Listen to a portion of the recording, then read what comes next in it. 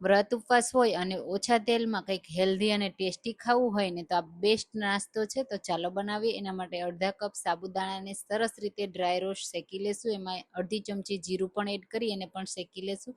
ઠંડુ કરી મિક્સર જારમાં એડ કરીશું. સાથે સિંગદાણા પણ એડ કરી અને પાવડર કરી લેશું. 1 નંગ બાફેલું બટેટું લેશું, સાથે પાવડર એડ કરીશું અને એમાં લીલા ધાણા, મરચાં, મરી પાવડર, મીઠું અને થોડો લીંબુનો રસ એડ કરીશું. મેં અહીંયા કોકોનટ પાવડર પણ એડ કર્યો છે. મિક્સ કરી દેશું, એટલે પાણી એડ કર્યા વગર આ રીતે મિક્સ થઈ જશે. અને પછી એની નાની નાની ટિક્કી બનાવી લેશું.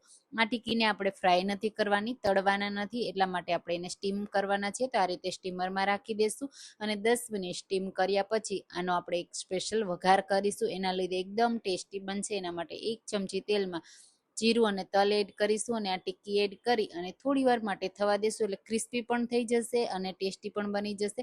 પછી ગરમા ગરમ તમે વ્રત ઉપવાસમાં સર્વ કરશો ને તો બહુ સરસ એવી લાગશે. તો જરૂરથી ટ્રાય કરજો.